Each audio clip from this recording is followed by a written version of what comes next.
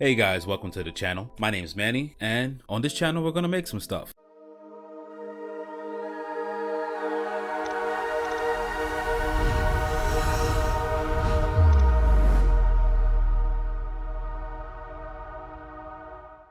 Today, we'll be making a Wordle clone. Not just any Wordle clone. From what I can see here on YouTube, it seems like all the Wordle clones out there try to do it in the terminal. That kind of sucks. I don't like that. I don't want to be in the terminal. So I wanted to learn how to do it in a GUI way to make it kind of look like Wordle. And there was none around here. So I decided, hey, let me do it myself. So here we are. We can work together and make this Wordle clone. So it's going to be done in Python. I'll be using the Tkinter library for GUI interfaces. So let's get started. It's my first video, so let me know how you guys like it. Don't forget to subscribe, like the video if you like it, and then hit the notification bell in case I upload some more.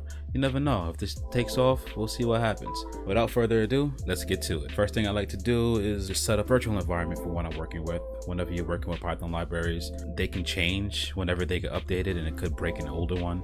So in order to avoid that, it's always a good idea to make a virtual environment for what you're working with. So virtual env, and I'll just like to name it with the project that I'm working on. So in case I forget to change the environment while I'm working,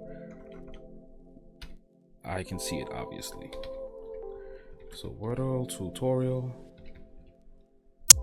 env.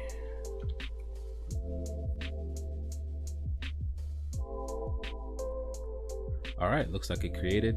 It usually takes about like 10-15 seconds. All right, first thing we have to do is activate the environment that we just created. So source Wordle, that folder that we just created, it has a folder of scripts inside of it, and we're gonna run the activate. We're just gonna activate that environment, and we can see and verify that the environment doesn't have any packages installed because it's a fresh Python install as far as the environment is installed. I was aware of. And as we can see, pip freeze return nothing. So there's nothing in there at all in that environment, which is good. So first thing we need to do is install TTK Bootstrap, whatever the latest version is now. So in case in the future I make another project and I just install TTK Bootstrap, the later project is gonna get the newer version. This one won't, and it won't make any breaking changes. So boom, there we go, virtual environment. All right, so now that we have that environment, now we need to make that now that we have that package, blah, blah. All right, so now that we have that package installed, let's create the main file. All right, yep, there we go. First thing we need to do, from TTK Bootstrap, import window. All right, and the first thing we want to do is create a root window. Root equals window. And we want to run that main loop. Now, this isn't a Tkinter tutorial, just to let you guys know. I'm just walking you through what I did. So if you don't know Tkinter, there's an awesome channel that I learned it on, Codemy. I've been watching his videos for a lot of things that I needed to learn in Python, so you can head over to his channel and follow his Tkinter tutorial if you want to learn Tkinter. This is just me applying Tkinter to Wordle. All right, but I'll try to explain the little things that I'm doing, especially if they're obscure. So basically, window, I'm just calling the window function, which is going to create a base window for us, and then I'm running the main loop, which is going to keep that window open for us. So if we run this, let's see what we get. Nothing. Oh, there it is. Yeah, so we have a window now. Here we go. Yay. This is where everything is gonna be working on. Boom, there we go. Perfect. Let's do things a little more Python proper.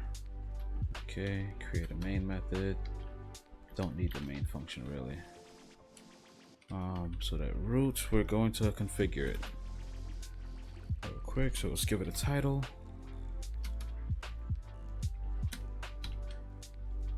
And Wordle, and let's describe how the window is supposed to look.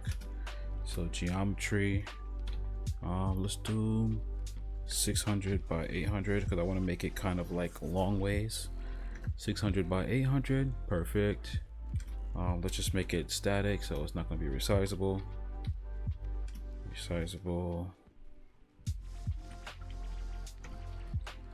And this is a tuple, so false.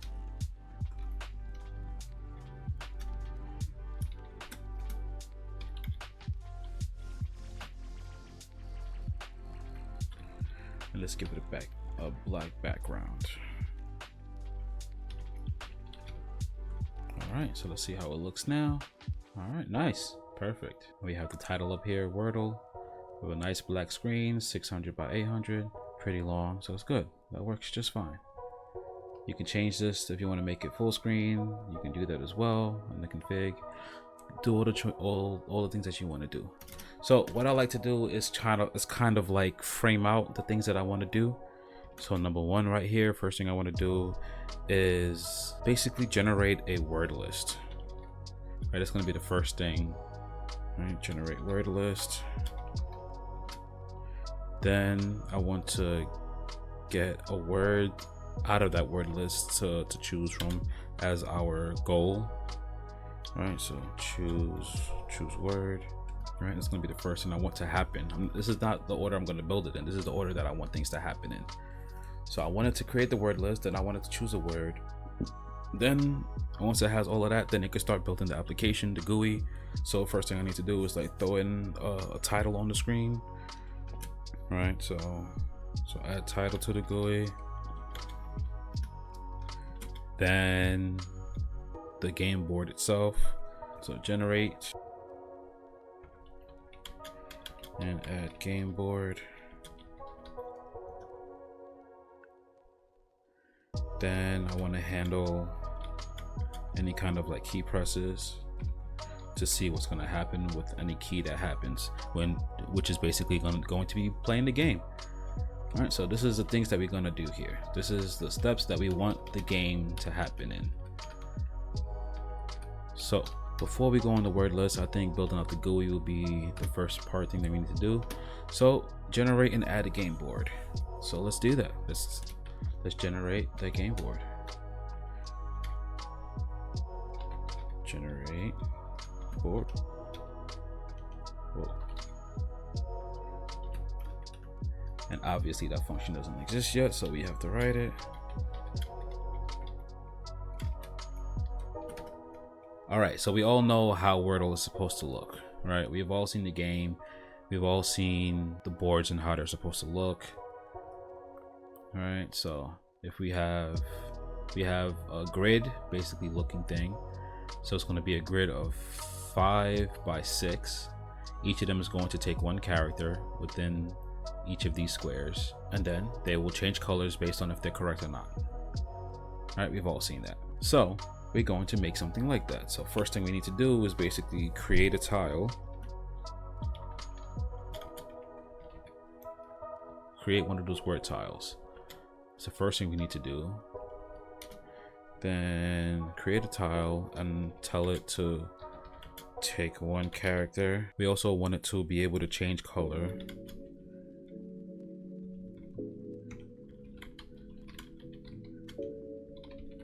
All right, so now the reason why I want the tile itself to be able to change color is because there's 30 tiles, you know, a grid of 5 by 6, that's 30 tiles, and we're not going to be handling 30 variables.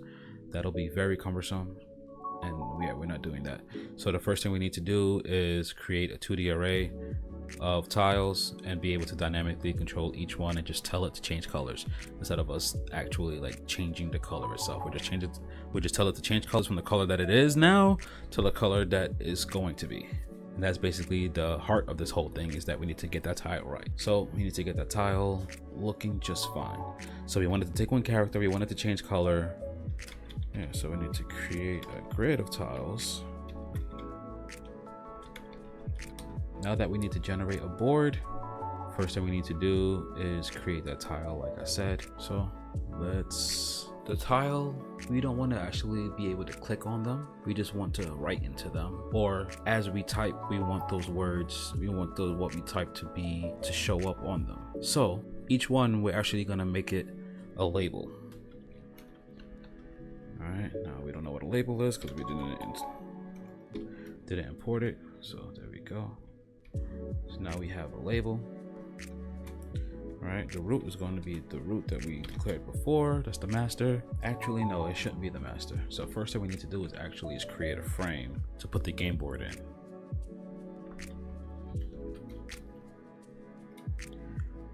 All right, so before we create the tile, we need to create a frame for the game board to be in. Now, a frame is just basically a container widget that contains other widgets. Everything in Tkinter is a widget, so just know that a frame is a widget that contains other widgets. All right, so now since we want all this arrays to be equally set and we want it to look even, we want it in one place and we want an easy way to interact with it. So we'll just create a frame. So we'll call it the game frame.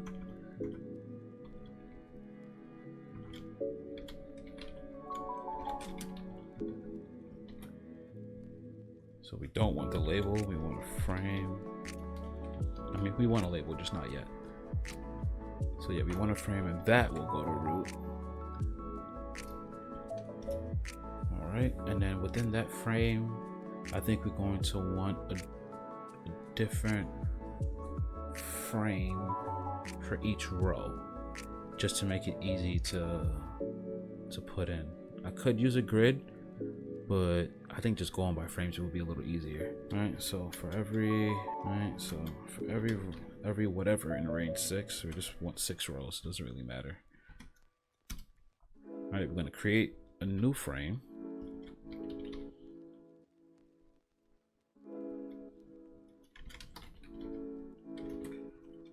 And then that's gonna go into the game frame.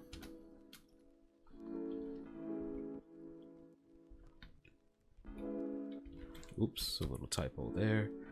All right, and that's gonna go into the game frame. And then we're also gonna have a list for the code to actually understand what's going on here.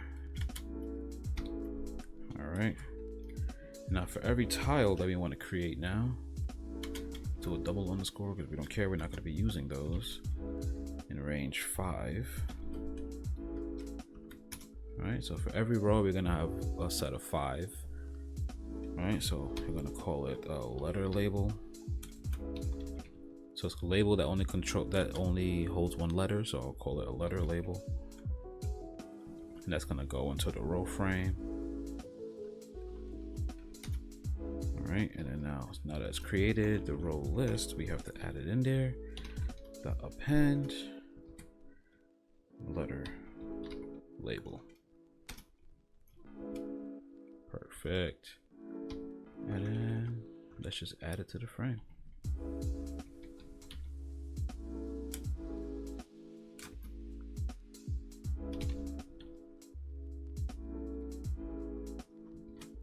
That pack, and we want each one to be side by side instead of up and down. So we'll keep adding them from left to right. So each one gets added in left. All right, so this game board doesn't exist anywhere yet, so we just created it, but doesn't exist anywhere yet. So let's put it somewhere. So game board, it's gonna be that. All right, so now every row that we just created, we'll add it to the game board.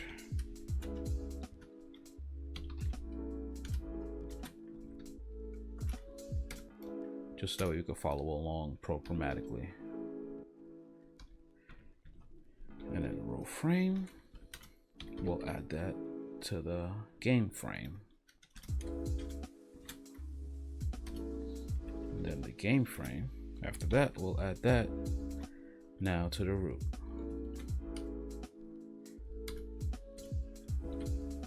Perfect. Let's see how it looks. Generate board is not defined. Let me spell it right, and that might help. All right, this is a little hard to see what's going on here, but we have something there. So let's do some spacing to see what's going on here. So let's do a little pad X here equals 10. All right, and then between each row, let's get a pad Y equals 10 as well, just to get some spacing on what's going on here. All right, let's see how it looks now. All right, looks whiter. They all look the same, and they're all white, So yeah, that's gonna be a little hard to see. That's because this label, we have no control over what this label looks like right now. We can do a little bit of styling, so let's try to do that right now. So we have border. Let's make that about 10. All right, relief. That lets you know what kind of border it is, so let's make it solid. And that should give us a little bit more of a defined line. There we go. 6 rows of shells. But here we just basically are creating a tile. And I don't want to keep having to write this long thing everywhere here. So let's actually create a new class for it. We'll just call it Wordle widgets. Sure, because these are widgets that we need just for Wordle. So Wordle widgets. So from TTK, bootstrap, import label, import widgets. That's what we need from there. Oh, you don't have widget. I forgot, that's from the original. From Tkinter, import widget. Capital widget. Yep, there we go. All right, so first thing we need to do is create what we want a Wordle widget to be, period. All right, so Wordle widget, because we might need to make different type of Wordle widgets, and we might need them to have all the same characteristics. So we'll just import widget and then extension. We'll just use widget and then we'll inherit from widget.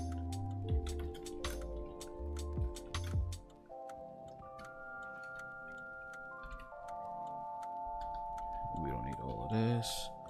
All we want is master. And then we'll take everything else as quarks.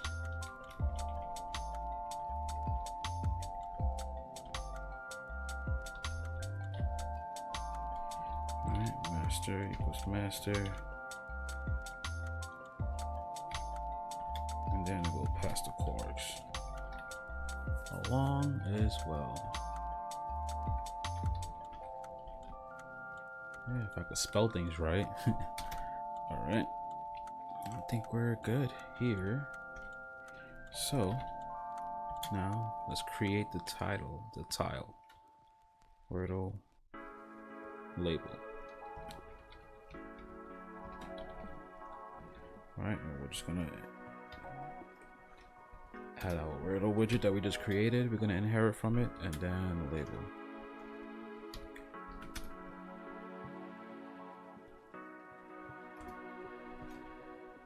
Same thing here. All we want is master, but there may be a few things that we actually want to set here. So we want master. Yep, that's good. But we also want to have text since it is a label. But we'll just set it to nothing right now, to an empty string. And we might need a few things here, so let's just go down to the next level with each. Okay. So we want text, we need a border. And let's make that a base of 10 like we just used. Alright, we want a font for our things, for our text. We'll just use Arial. I like it. I don't think that's the one that they use, but I like Arial right now. 30 bold. We need that relief. That's what shows us our border.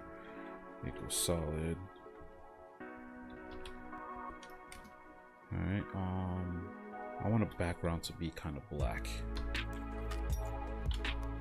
Yeah, I want the background to be the same color as the actual background. So black. So that means the color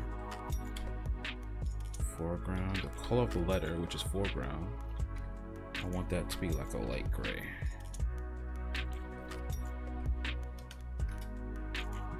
All right, so we want the width of this whole thing. Let's make it 2. And we want to anchor this from the center.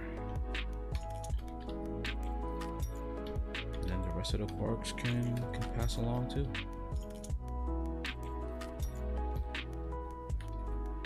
Alright, So from this one, we need master to equal the master that was passed.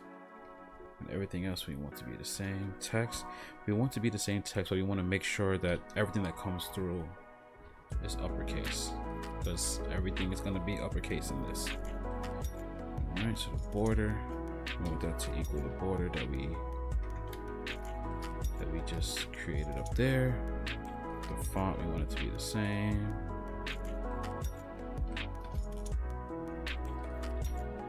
And everything.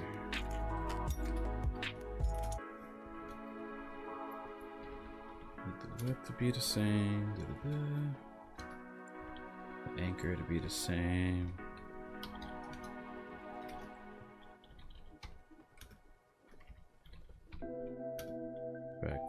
Background, foreground, and foreground.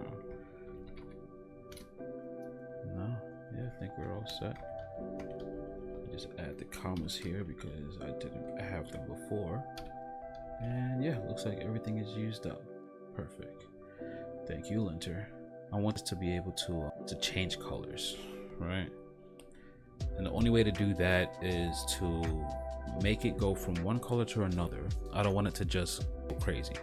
So I'm gonna have to do that in a loop. The problem is loops in Tkinter go completely through before you can see anything happening. So even if you wrote it in a loop, it will still look as if it happened instantaneously.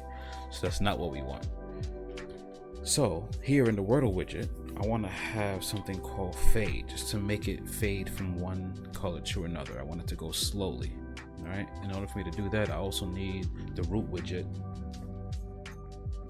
or the root window actually. So window, and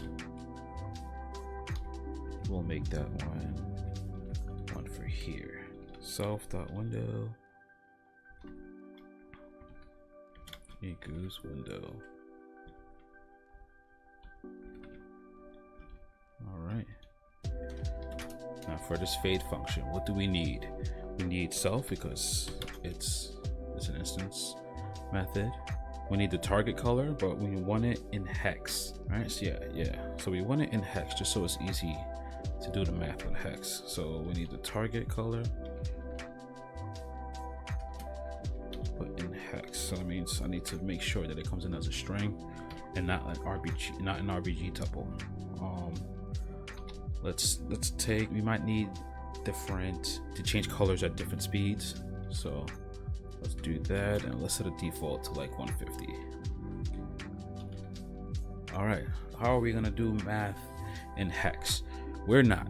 It is ridiculously hard. You know, it's not ridiculously hard to do. It's doing it in RGB because those are numerical values from 0 to 255. So I know we want the hex, but that's just easier to have like a palette. If you have a palette in hex, it's a lot easier to follow. So you're most likely going to make your palette in hex, and no matter what GUI thing you're doing. So it's easy just to take things from hex. We're gonna have to make some kind of like conversion. And as far as I know, Python doesn't have a hex to RGB converter. So let's make one. It's like a color handler.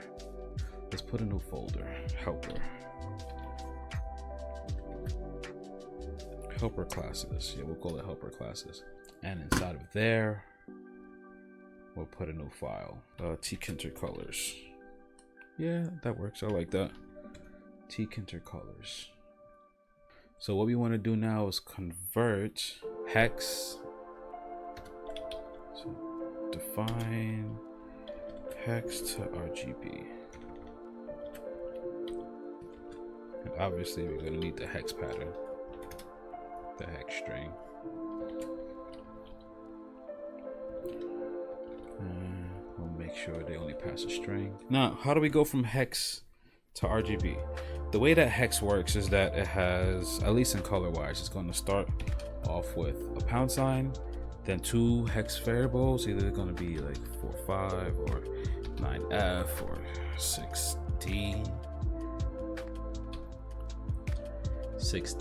whatever, right? And every two characters after the pound sign relates to an actual number from 0 to 255. All right, so how are we going to get that? So first thing we want to do is actually get those pairings of numbers. So let's get that hex string. Alright, so let's get the hex string first.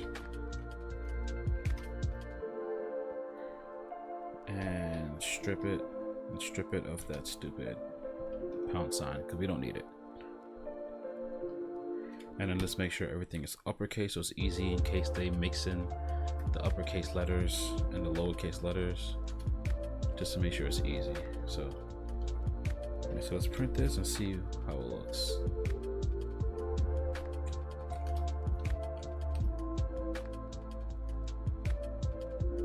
Alright, we're gonna need a test string. So a test string will just create hex to string, hex to RGB, and we'll give it a hex string of, I don't know, 1, 2, 4, D, 9F, I don't know. Alright, so let's put it after the function so it actually knows it exists. Alright. And we get, yeah, there it is, perfect. Plain as day. 1, 2, 4, D, 9F. Alright, we got the hashtag away from there. Alright, so now what we want to do is split this into groups of 2. And that's actually pretty easy to do in Python. There is a Python library. So from text wrap, import wrap,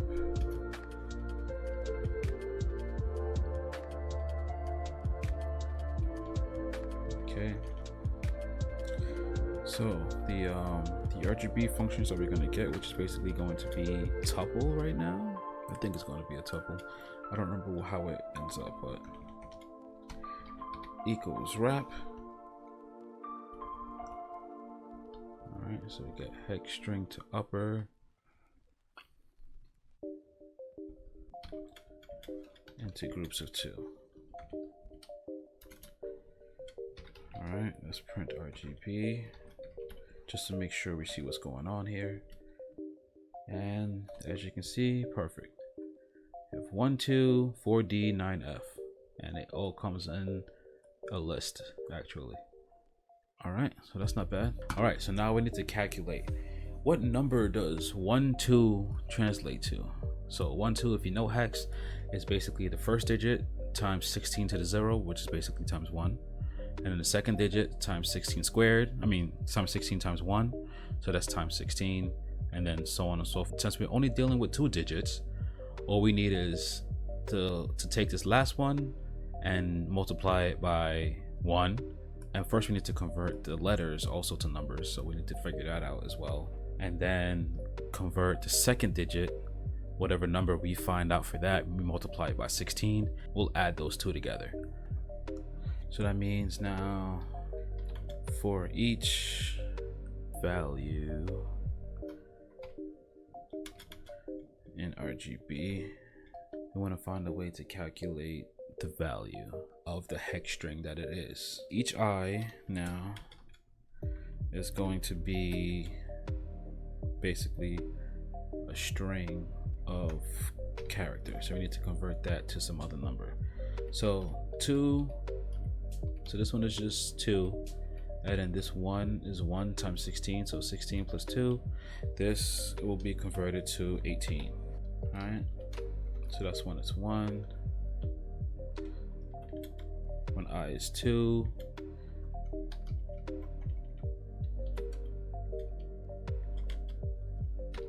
When I is 2, what do we have here? We have 4D. All right. So 4D, what we want for 4D is we want D, which hex from A to F, that's 10 to 15. So A is 10, B is 11, so on and so forth. So A, B, C, D, 13. So D is 13, and then we have 4 times 16, 4 times 16, which is 64. So 64 plus 13 is gonna give us 77. And that's what we're looking for, so on and so forth. All right, so we need to find some kind of way to calculate the decimal number of that hex value. So let's create another function here to calculate that since we only need it in here.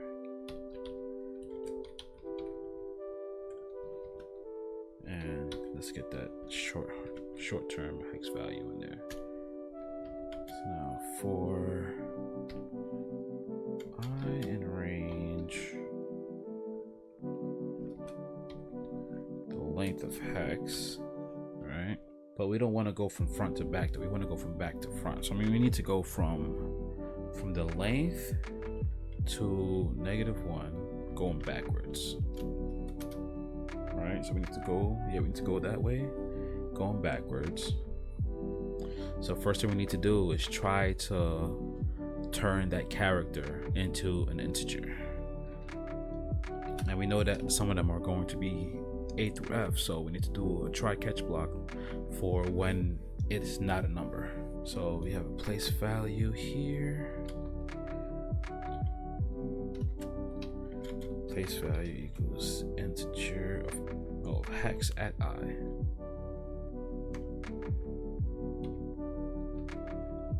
Yeah, that makes more sense. And if that doesn't work, then we'll get the place value to be the ordinal number of hex at I. But now that's gonna give us the ordinal number according to a computer, not according to hex. So let's see what happens out of here. If I were to do an ordinal number of like capital A, what would that give us?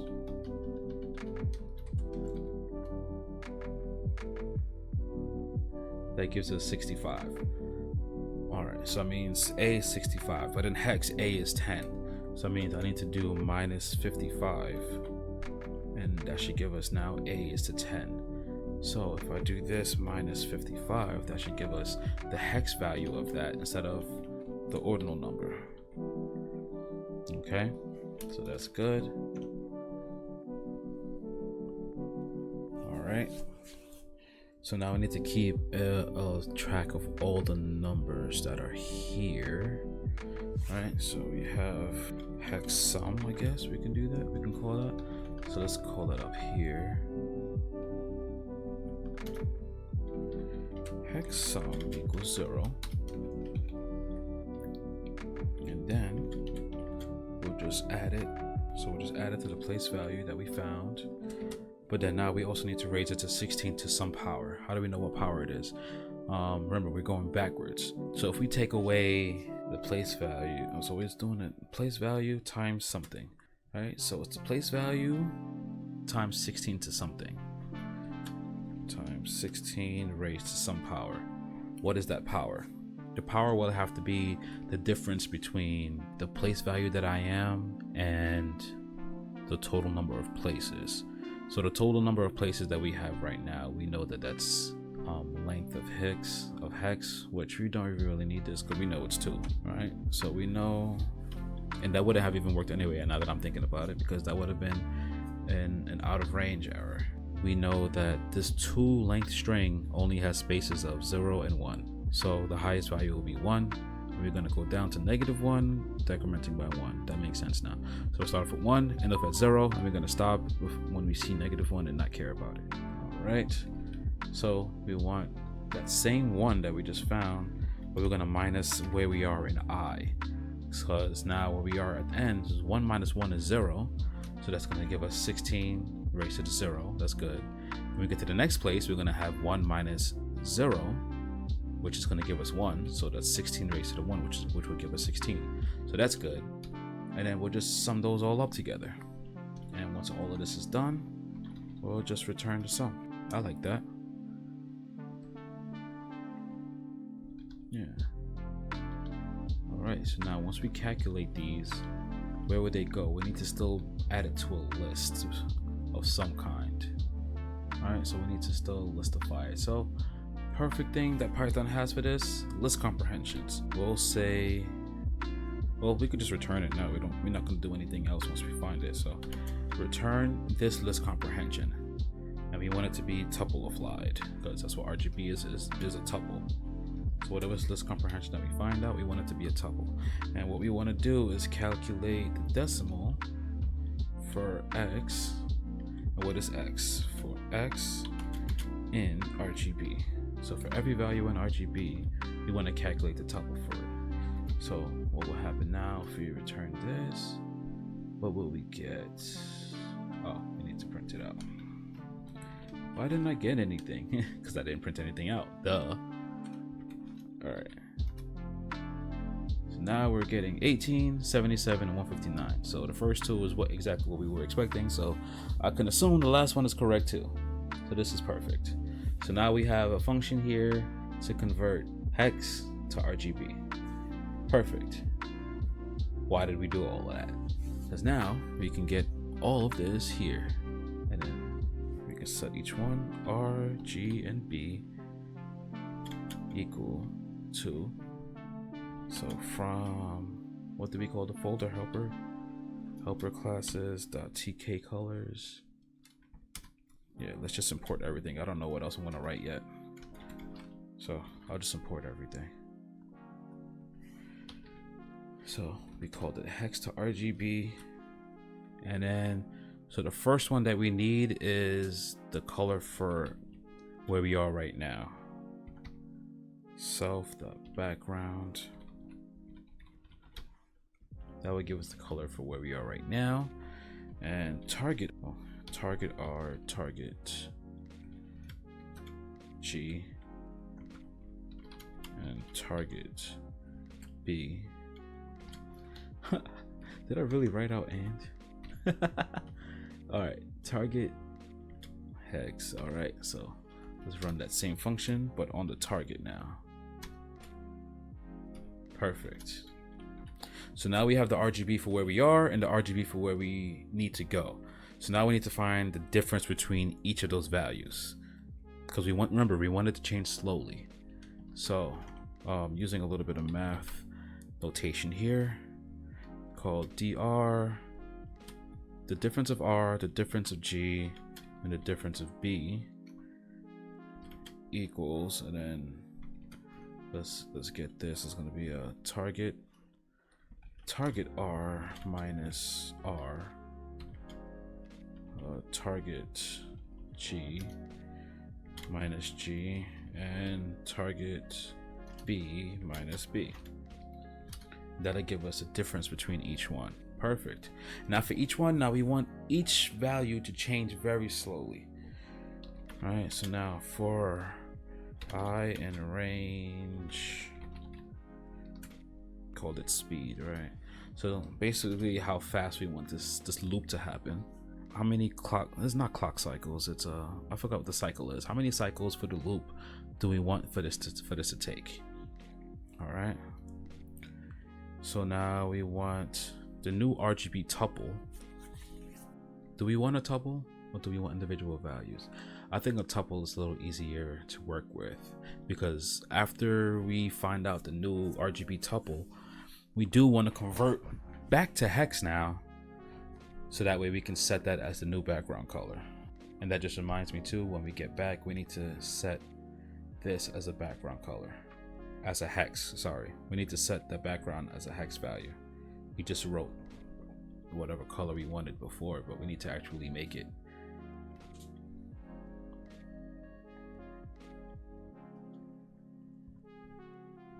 How am I gonna get black from hex? Or hex from black?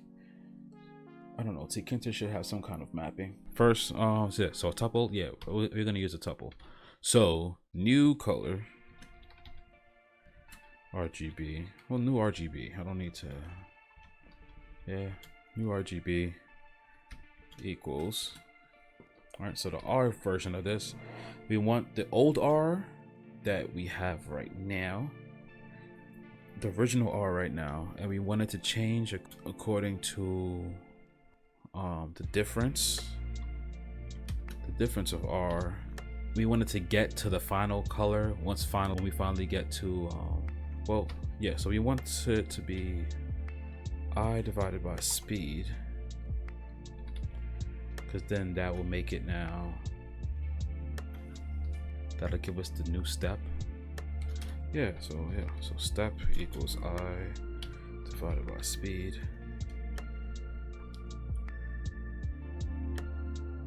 So I want that step, and I also want to multiply that by dr. Okay, let's do the same for G and B. So G plus a multiplication between step and dg. And then for B plus step times db.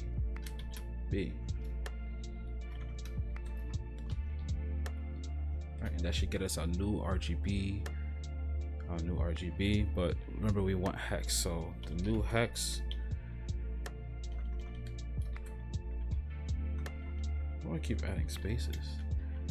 X. I think we're just gonna convert RGB to hex, and we'll do it with the new RGB.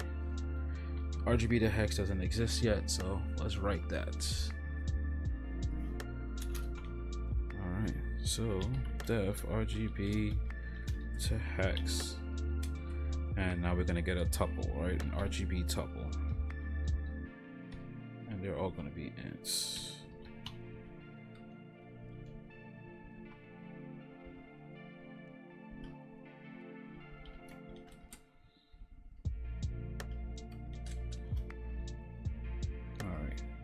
So now from that, let's see here. How do we convert from RGB to hex? Well, we know that hex is just going to be a string. Right, so hex is going to be a string. It's going to start with pound. It's going to start with red. Right, it's going to go to green and blue. Right. Alright, so RGB equals RGB, but those are going to be those full numbers. We don't want those. We want to convert that to their hex values. So for that, we'll just do O2X for hex, and we'll convert that. Yep, and that should turn each one to the 2-value hex value. Yep, and we can just return that string, and that was easy. Okay.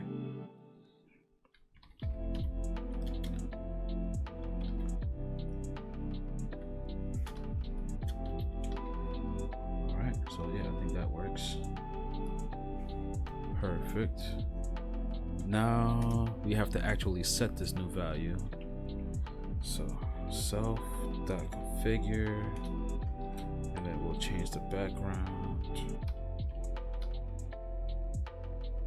to the new hex. And this is, and since this is a loop, this is just going to keep going on and on and on and on until this loop is done. So we need to force everything to happen. So this is why we wanted that window earlier. So self.root window, since we don't know where we're working with, right? That window, we want it to update.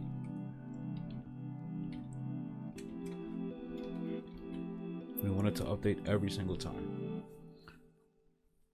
So we have self.window that we have up here. We're going to tell it to update every single time this loop, during every iteration of this loop, so that way we see the changes in real time. Okay, so now that we have that, let's bring in our newly made label. So from Wordle widgets, import Wordle label.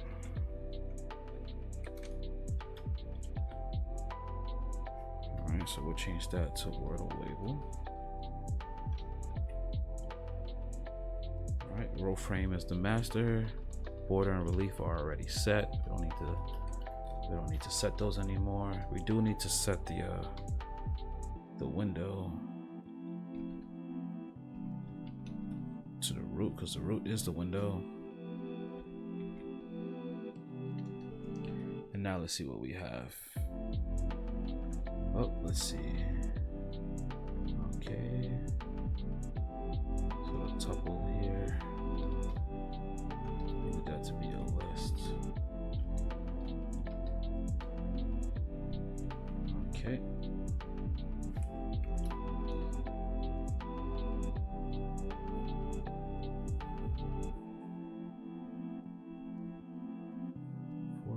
equals foreground. What's going on here? Foreground is set right here.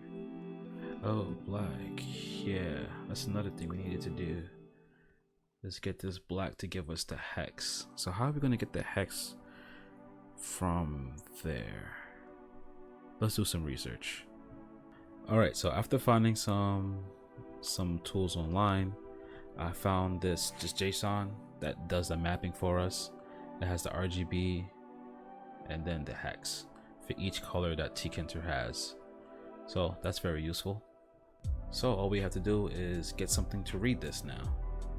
So let's go back to the colors, since it still has to do with colors. And let's get the path here. No, you.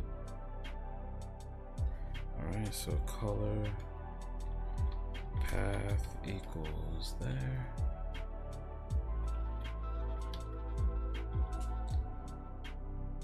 Alright. And then we're gonna get hex from name. Yeah, I think that works. Yeah, we get the hex from the name. And we get the color name from that. That happened, okay. With open color path as file name. What the one thing I want is the colors. I want the colors to equal how much? Oh, I have to read. Since this is a JSON file, I have to read JSON, so I have to import JSON. So JSON.load the file name, and that'll turn colors into a list. Well, no, not a list. It's a JSON of colors. All right, yeah. So I need the color and then the hex of that color. All right. So once I read in the color of that, so now hex equals colors. Then at color,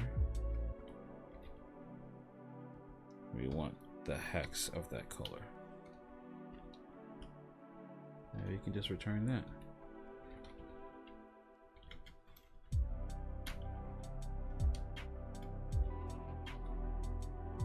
That works.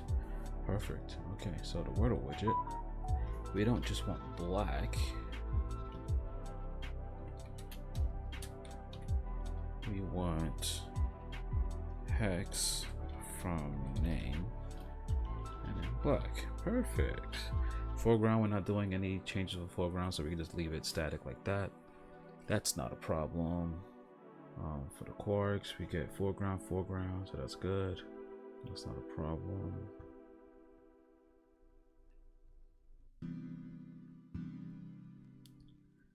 And then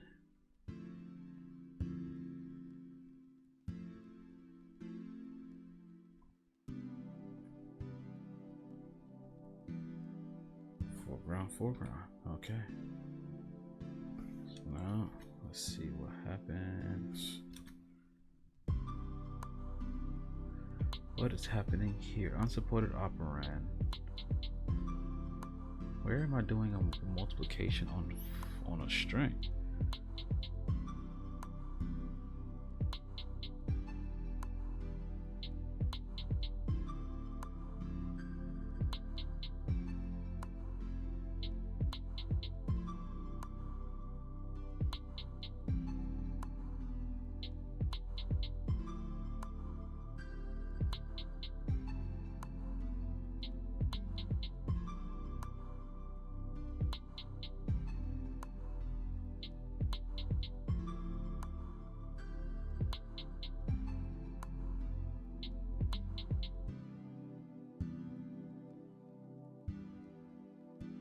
A lot of times debugging is literally just missing a comma.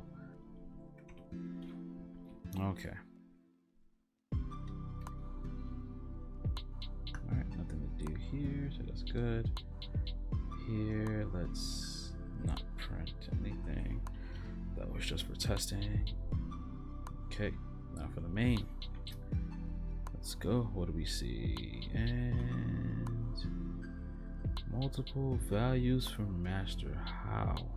Wordle widget line 7. Oh.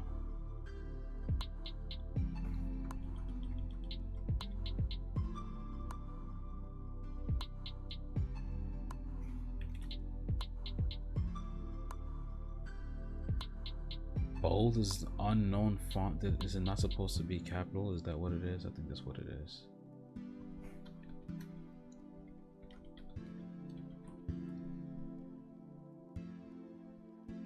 All right, so let's try it out now. Hey, there we go. That's a nice looking game board now. All right, so now we have each of these perfectly fine and making space. Okay, this is looking good now. Nice, nice, nice, nice. All right, so create a tile, correct. Take one character. Yeah, I mean, we don't have to limit it. We just, it already takes one character. And able to change colors. Yeah, let's try that out too. So yeah, let's test out the color changing. All right, so for row and game board,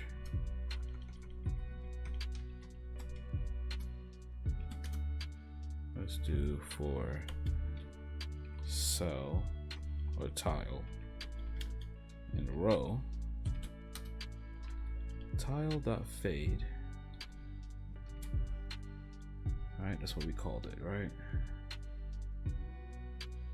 And the fade function takes in the target hex and then the speed. So we'll leave the speed for now. I just want the target hex. So the target hex will use that same function from earlier. So from helper classes.colors, import everything. I don't care. And then we want hex from name, and we'll have them all fade to, I don't know, purple. All right, and then we'll do the same thing right back to black. All right, let's see how that looks. Okay, so in our helper function, let's close this, is in the way. I need to make sure I stringify this thing. All right, let's try it again. Now what is it saying? Oh, for floats. Yeah, okay. We need integers. So whatever this is, we need to integer it. Each one.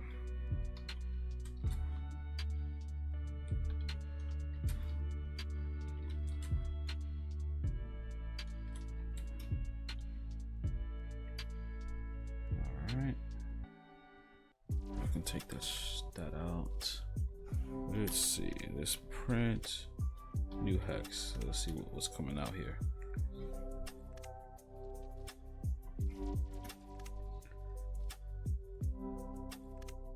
Alright, so I see that it's going right down here. It's going. Did I make an endless loop by accident?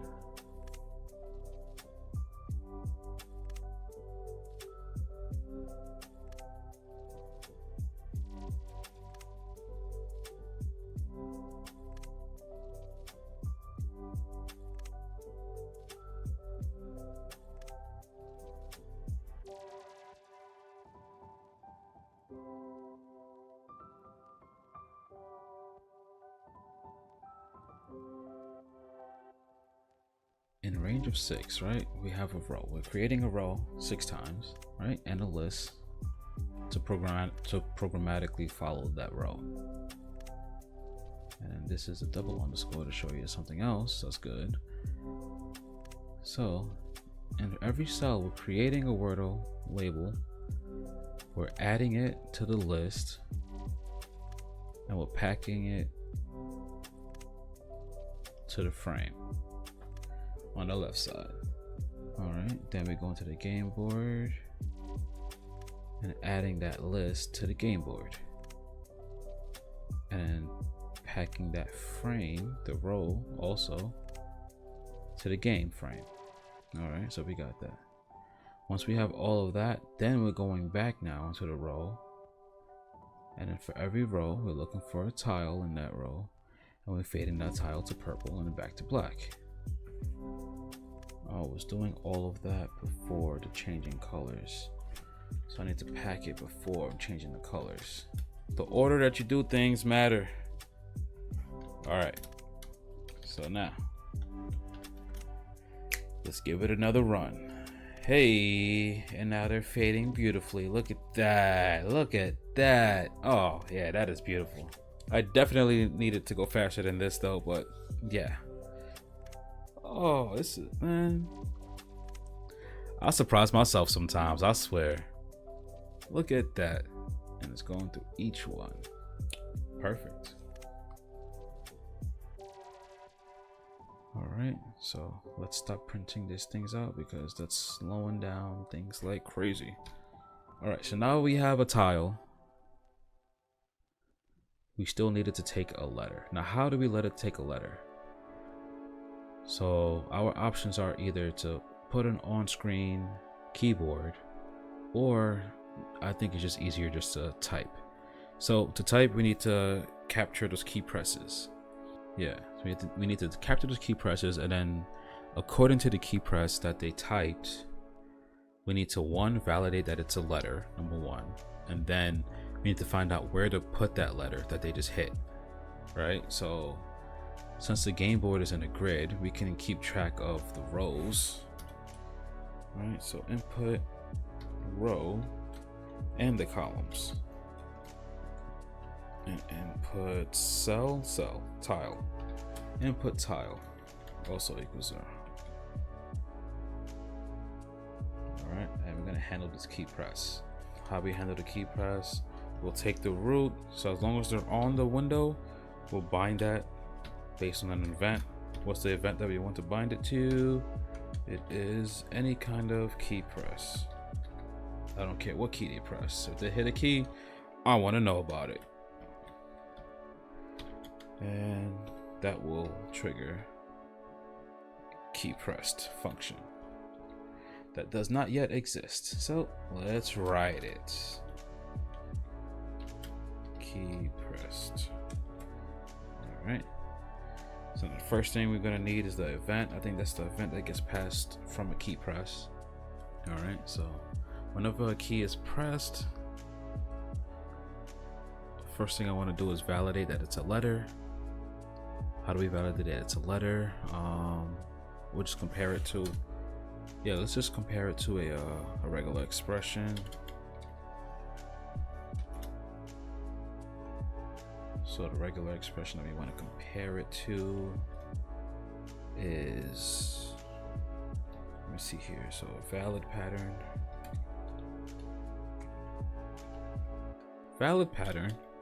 equals for regular expression, we think we just want from capital A to capital Z. That's all we want, just letters. Capital A to capital Z, that's it. That's all I want.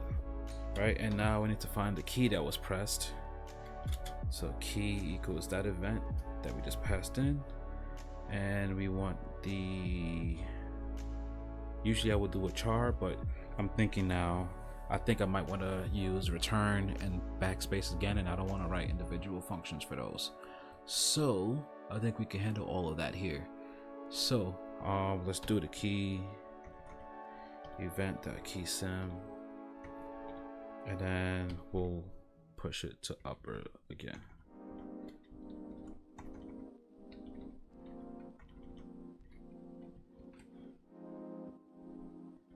Yep, that works. So that's the key that was pressed. So now we got to check if it's valid. So is valid equals re dot full match.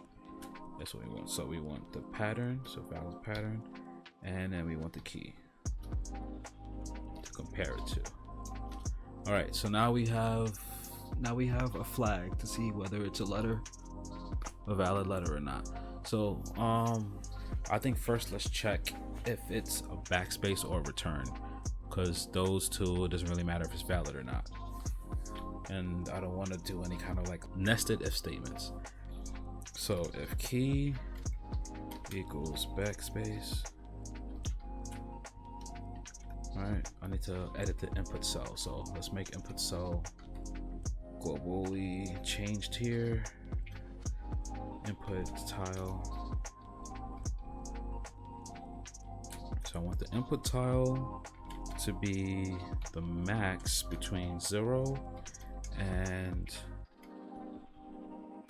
the input tile minus 1. Right? So that means it's gonna go back in that row. Right? If they backspace. Unless they're in the front cell, then if they're in the front cell, they can't go back anymore because 0 is bigger than anything negative. So 0 will be the max there. Alright, so that's good. Alright, and then we want to remove whatever value was in there as well. So game board at the row that we're in right now. And then we want the input cell again. I mean the input tile. Alright, we want to change that. And configure text to be the empty string again. And then like always, we need to update because it's not going to update unless we tell it to. And then let's break out of here. We don't need to stay here anymore. There's no more checks we need to make because everything there is done. All right, so now what if it's return,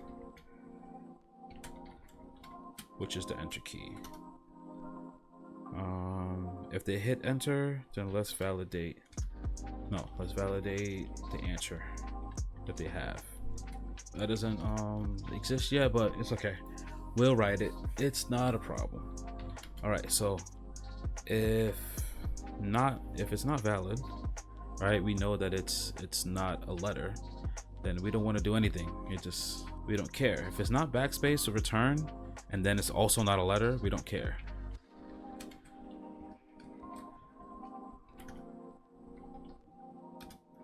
Yeah, return, we don't care. We don't want to continue with or for anything.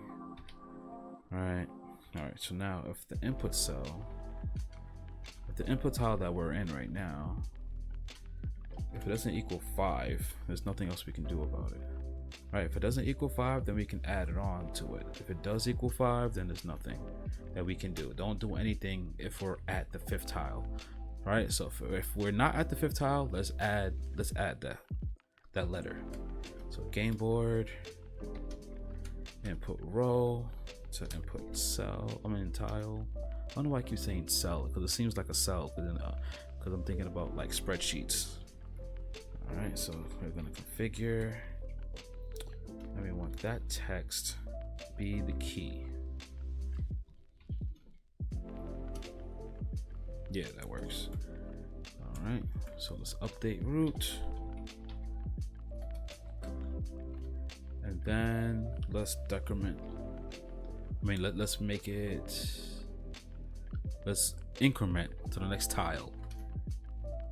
Input tile equals the minimum between 5 and adding it.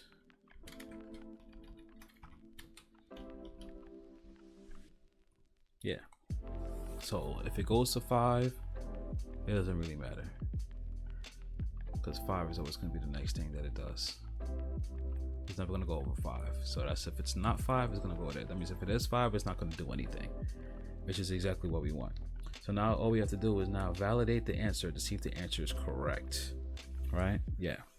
So this doesn't exist yet. So let's write it. Validate answer.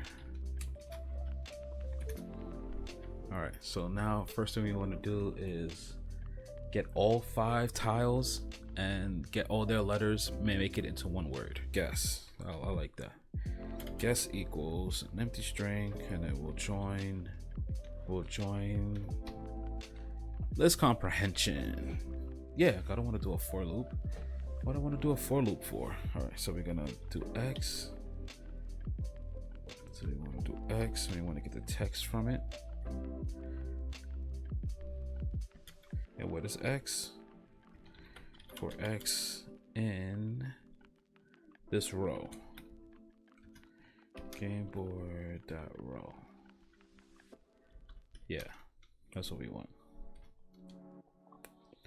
All right, so now a valid pattern here will be still A to Z. I want a string of them. I don't just want one. This pattern will only give us one. This pattern gives us like one, at least one or more. So that's good. So now the match, what did we call it? Well, we don't know if it's valid or not. All we know is that we have a string of more than one. So the full match that we get, I'll just call it full match then, equals re.fullMatch, and we want the valid pattern and the guess. And now we need to do things based on that. So now, if not full match, if that doesn't happen, and it's not a list of one or more letters, then don't do anything. Just have a nice day. Goodbye. Now, if the length of that full match, that string, we have to get the string out of that, is not equal to 5, then again, don't care.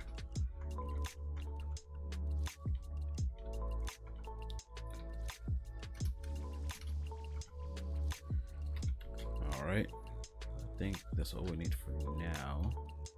So now, if all of that is correct, now let's just check for the answer. I think we need an answer to check with. So answer equals, we'll just make it none for now. We'll set it later. Matter of fact, no, let's none for now. We'll set it later. All right, so here we want to check the answer and then give them hints on whether the answer was correct or not. All right, so again, checking the answer doesn't exist yet, so let's do that.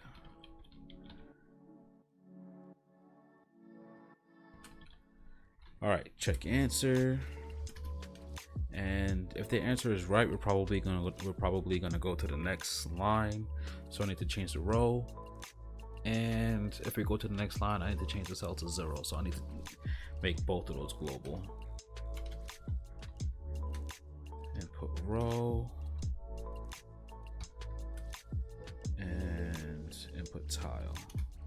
I'm going to be changing both of those if it's right. All right, so how do I know if they were right? That means I need to have a flag that's already set to true or false. So I need to have a flag to let me know, and then once I check that flag, I'll know if it's right or wrong. Let's see here. I think it'll be easier to say everything is good until something goes bad. So error found equals false. Everything is good. Yeah, I think that's easier. We say everything is good until something is bad. All right, so now I want to know the tile and where I am on the board to see if I can compare it to the answer, because I want to check each letter now in that answer to see if it compares to the letter in the answer. I mean, each letter in the guess to see if it compares to the letter in the answer. So that means I'm probably gonna need to enumerate. So for I and character, let's just call it char, and enumerate the past guess, the guess. Oh, I'm checking the answer. I don't even know what I'm checking. So guess. Yes, so we'll just enumerate that. All right, so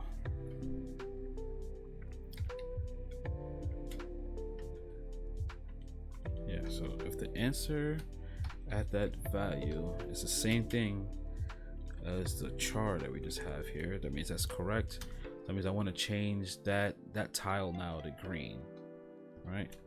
So game board at input row at I, right? I want to fade that to green. and then we'll grab the hex from the name and then just call it green.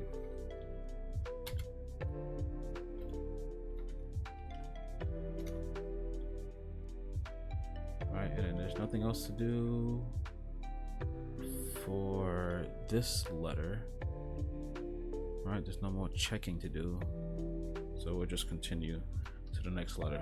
Everything is good here. So if that's not true, then now we can say something happened. They didn't win, error found. Doesn't really matter what else happens now. Doesn't really matter if we go to the next letters. They didn't win the game still.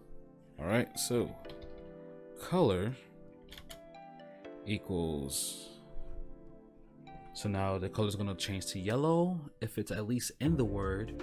And if it's not in the word, let's say it goes gray. So yellow if char in answer, else gray. All right, and then yeah, so game board at the row and at this letter dot fade, and we'll fade it to the hex from name, and we'll use the color from the one that we just made. We don't know if it's, yeah. And once all of that is done, we've checked for all of that out of the loop now. So if not error found, let me say 1. So print you win.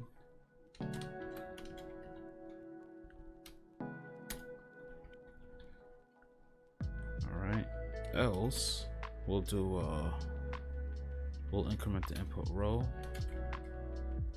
and then we'll set the input tile to 0. Right, so now we incremented it.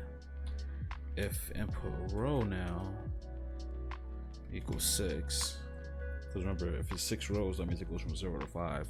But if we somehow got to 6, then print you lose.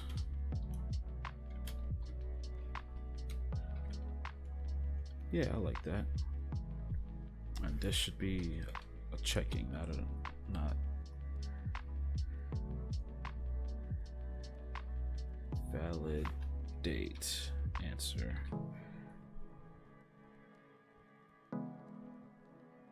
All right, so we didn't generate a word list yet, but we'll just make a random word for when we get that. So choose word, we'll say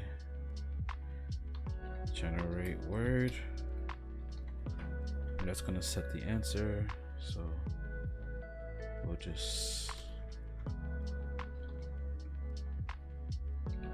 generate word. Oh, that's a function, sorry. We're gonna be changing global, we're gonna be changing answer, so answer, and then answer equals, let's just say champ for now as a test. All right, let's see what happens. Oh dang, I left that in there. I don't want to go through the loop. Yeah, we don't need this anymore. That was just to check the fade to make sure it was right. All right, so we're good now. All right, so we said champ. So if I hit a key, oh, nothing happens.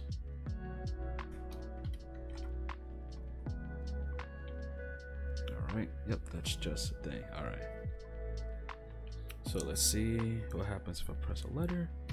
Ooh, look at that. Okay, and backspace. Yeah, there we go.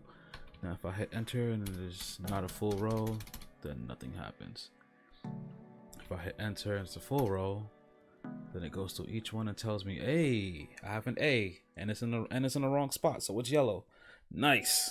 And then now if I keep typing now, I should go to the next row.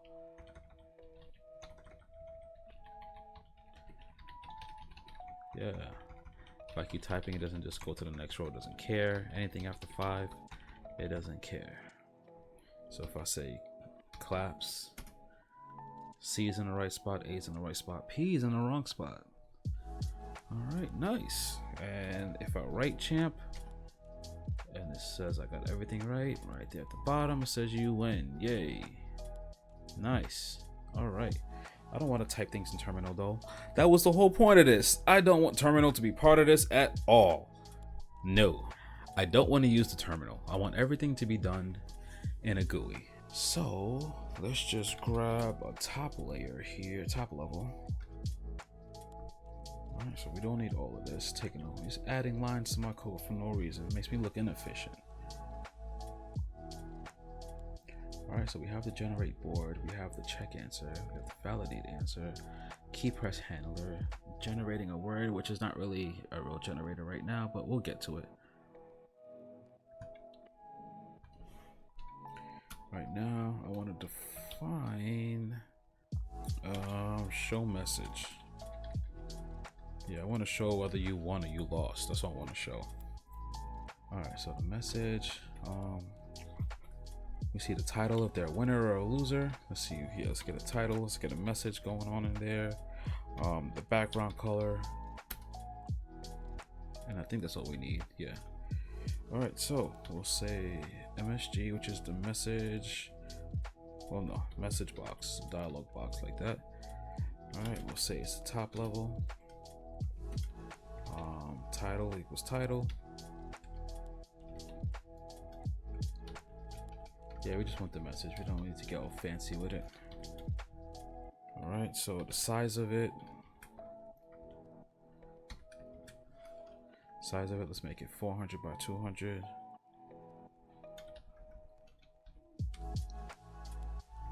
Don't want that one resizable either. That's a tuple, so it's not resizable on both sides. And then I want it up all the way on top of everything.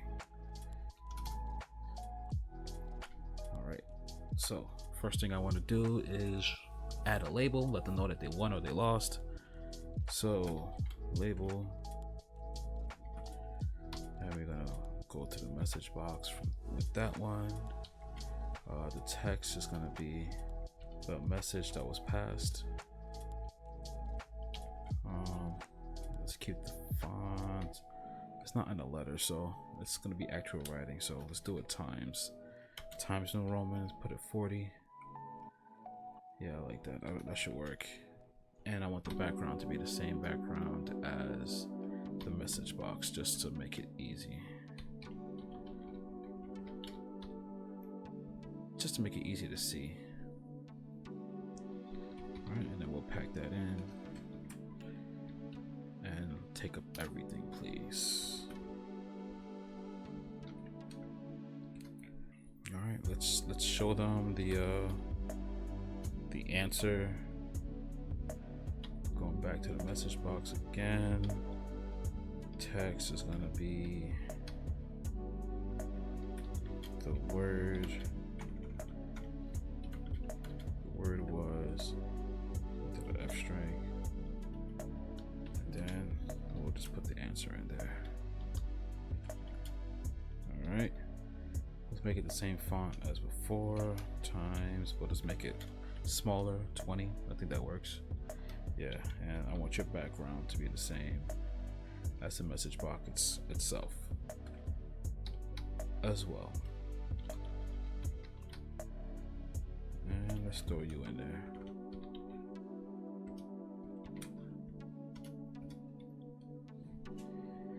Alright, I want a few buttons. I want a button that says like new game, like yeah, let's do a new game, and a new button that's like, all right, leave. So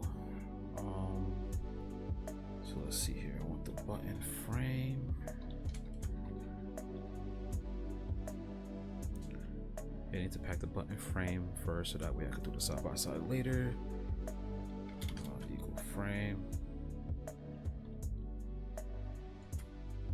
You're going to the message box.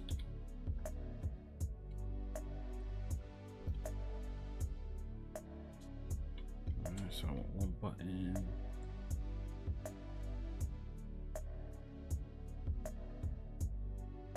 Oh, it doesn't know what a button is. I'm like, why isn't it giving me the?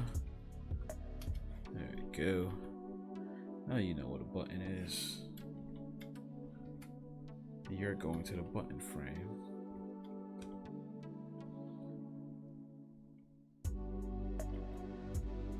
Your text, I want you to say new game. Yeah, I guess that works. New game.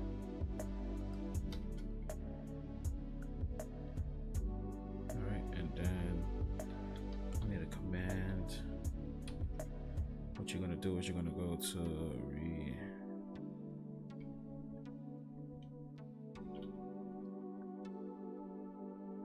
restart. Yeah, there we go. Alright, let's get that in there. I want you on the right side. Restart. I know the function doesn't exist yet. Hold on. Alright, anchor. Anchor to the east, push on the right side. And let's get some padding on these things. Let's make it a 10 by 10.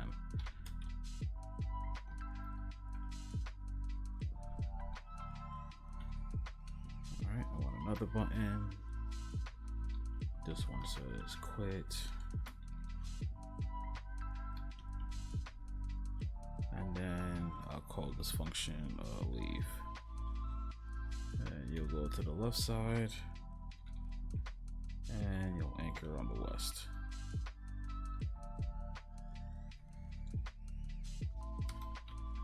Alright, so restart. First thing it does is destroy the message box.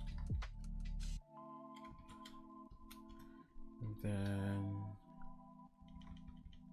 let's make a new game.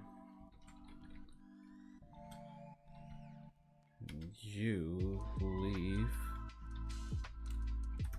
You destroy the message box and the main thing. Alright, so button frame. Let's get that in there. Check up the whole thing, please. I want to run you now just to make sure everything is working properly. So let's say I lose, and I need to find a way to like verify these words too.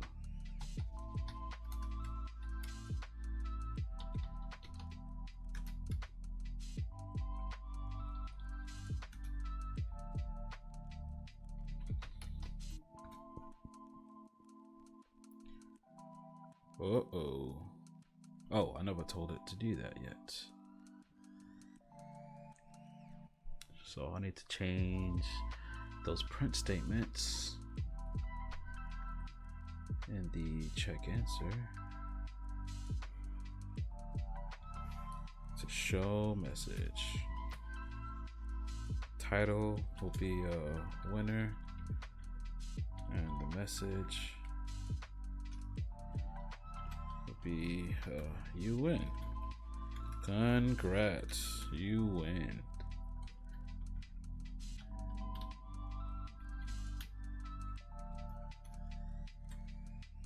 Title would be loser.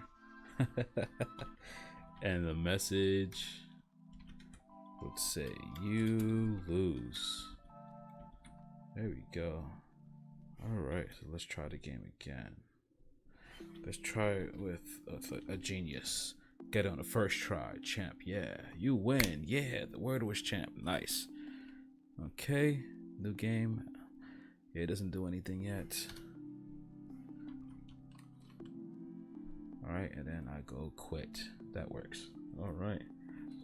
What happens if I lose? I'm a sucker, bro. I don't know the word at all. Oh man, look at that. All gray. Ew. Nothing. Ugh. But that green and that yellow is a little too harsh for me, bro. I need to darken those up.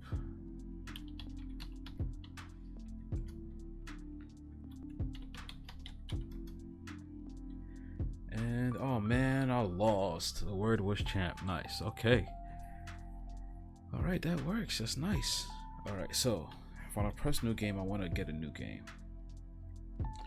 So a new game.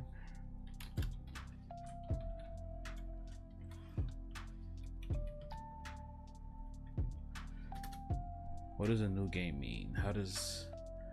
What does having a new game actually mean? All right, so I need to set, I'm gonna need to set the row and the cells to 0. All right, so let me get those.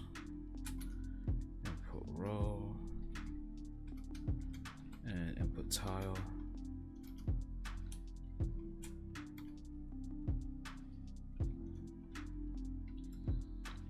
Input row equals 0, input tile equals 0. And then what else happens? I need to clear out the board. So for row and game board, and then for tile and row,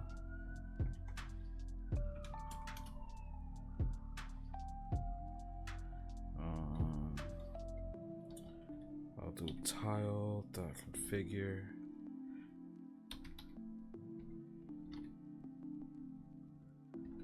Alright, we need to set the text back to 0, back to nothing, and the color has to be set to hex from name and back to black.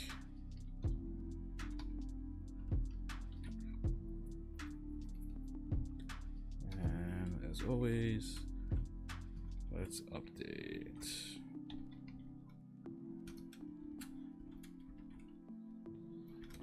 Then we'll generate a new word as well. That'll be a new game. All right. The word generation part of this, I still know it doesn't work yet. So, I still know that it doesn't work. All right, so let's go new game. The word is still champ, but at least we get a clear board. Okay. And so now we need to get words. So let me see if I can find some words online. All right, so I found a list of 5-letter words online. This is a pretty good number, almost 2,000 words. So that should be good. Hopefully it's full. So yeah, so first thing we need to do is actually grab from this list. So let's do that. Let me see here. So we need to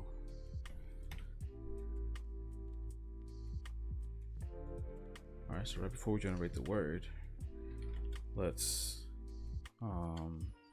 generate the word list.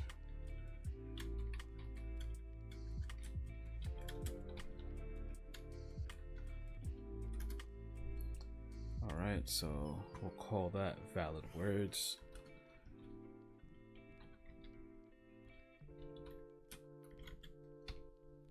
We'll make that an empty string, and the answer, an empty list. And the answer, yeah, let's make that an empty string.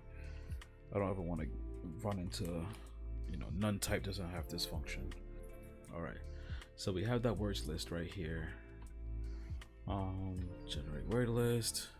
All right, so we're going to change the valid words that we just set, and we'll read that file with open. And then it's helper classes. That's what it was. Yeah, so words.json as file name. I'll get the valid words equals, and then I'll have myself some list comprehensions. X.upper. Alright, for X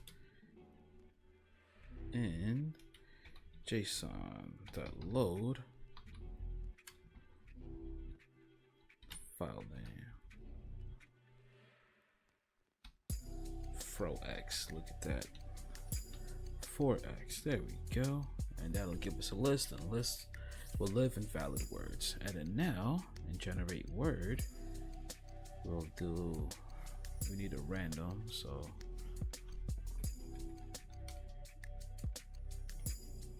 we need to import JSON. I thought I did that already. Import JSON. Okay, and then from random, import choice. Import choice. There we go. So random choice from valid words. And that should give us the answer. Alright, so for new game, generate word, that's good. So we get a new word each time. Generate word list. And okay, so let's generate that word list. Ooh, and I just thought of something now too. While we're checking the answer, while we're doing the validations, all right, we can check to see not only if it's 5, we can check to see if what they just typed in is even a valid word. If guess invalid words, or not invalid words.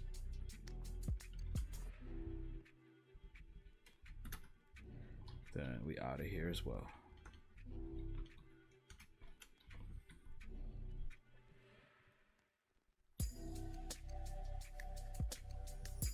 Yeah, that works. I like that. All right, so we generated the word list, and then we're getting a word from it. We generated the game board. You know what? I don't like the way it looks though, so let's get a label in there just to let us know, you know, what game we're playing right now. Yeah, you're going to root. You're going to root. Your text. It'll say Wordle. If I could spell. All right, Wordle. Yeah. Alright, but I want it big though, so the font, I want that to be let's do times. I like times 72. It needs to be white or a light gray or something like that so we can see it since the background is black. Foreground equals like a light gray. Background equals roots background, so that way you don't see the difference.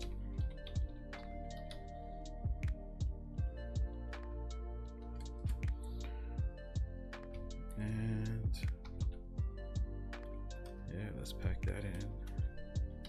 Take up as much space as we can.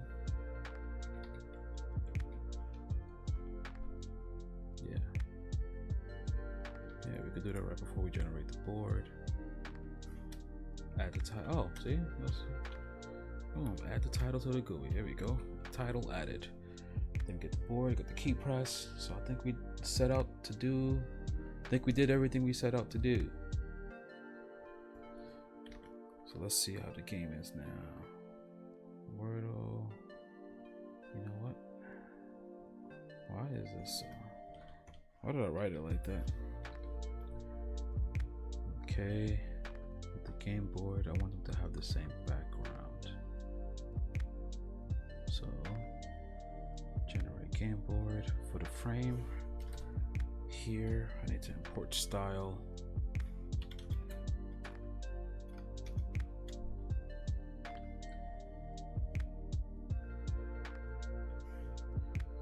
So, the frame style that I want to go with.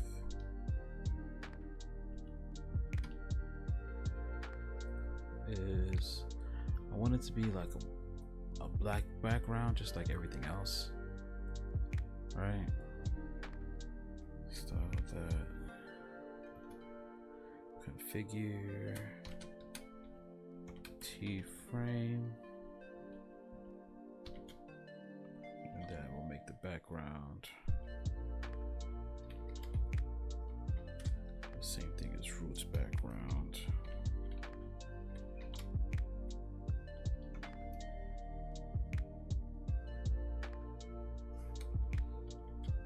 Alright, so style. Oh yeah, I forgot I have to actually. Yeah, style. Equals T-frame. Alright, how does it look now? Ooh, that is so much better. Yeah. I think the 72 is a little too big. Let's go to 64. Huh, you're still at the bottom. Why are you still at the bottom? You know what?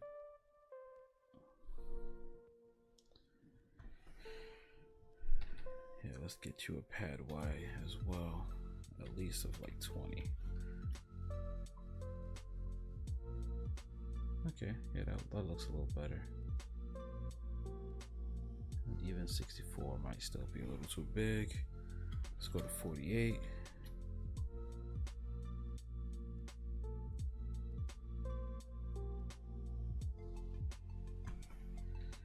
You know what? I'm going to do expand here too. That's probably what's going on here.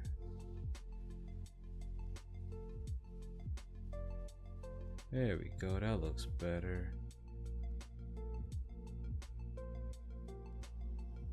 All right. So now we have the word list generated. We have a word to choose from.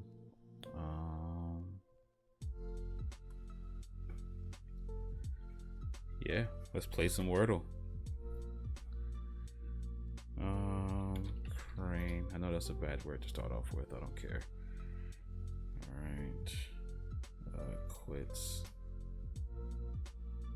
Ooh, 2 letters. Okay, so it ends with TS. FO. Yeah, these letters are hard to see.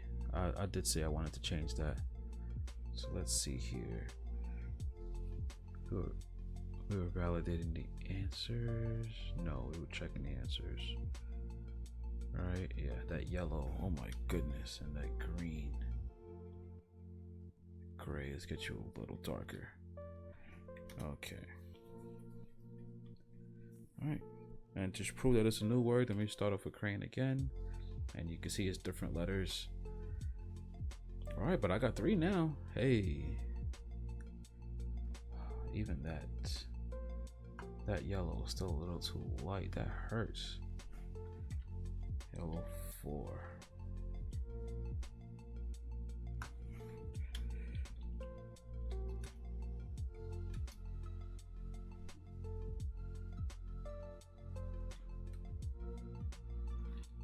Uh-oh.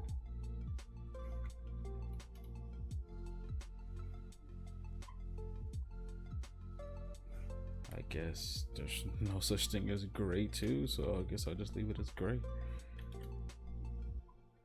Because I'm like, why isn't it changing everything? Oh, this is not gonna work because we could validate actual words now. Crane. Alright, so you know what? Let's make the words. Do I want to just make the letters white? Yeah, because it's clashing with the light gray.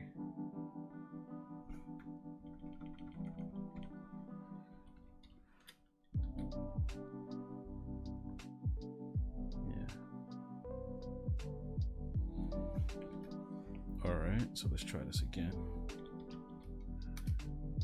Oh yeah, that is much better. Much better. Okay, so we got an A and an N.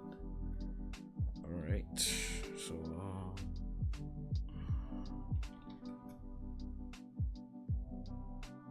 now we have a T. Plant.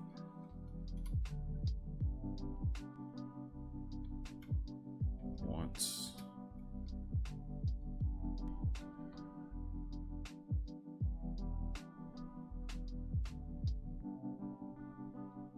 Talon. Oh, see, I got the O, so that means the T is right there in the middle. Baton. Hey. Ew, what's going on here? Okay, I need you to be the same background as here. But a new game and new words. Yes, baton.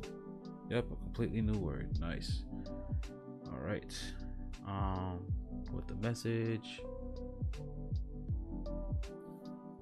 I need you guys.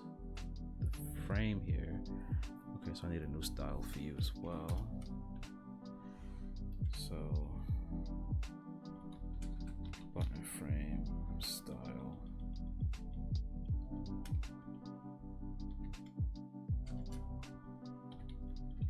The configure. And I need to name it, so it's gonna be a button dot T frame.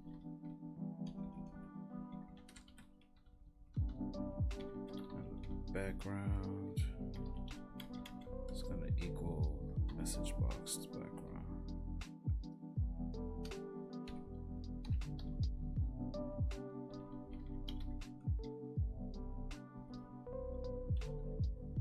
And then in the frame, your style.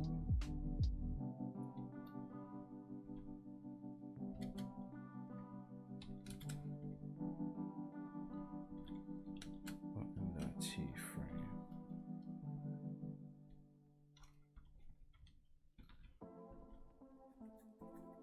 All right, let's see what's up with this. All right.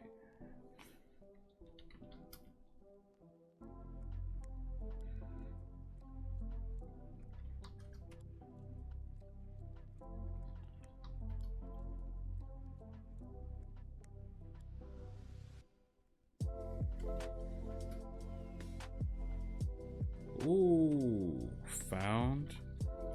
Hey, there we go. The word was found. Yes, it was.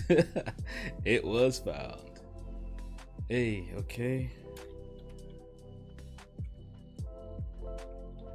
Let's do chain and chant. All right. Let's do the last word. Found. Nothing. Oh wow. Okay. So that means no U, so there's no Q. All right. Input. I know that's not going to be it, but crawl. Let's see what else I can get. L. Okay. Liver. Oh wow. Okay. Not liver.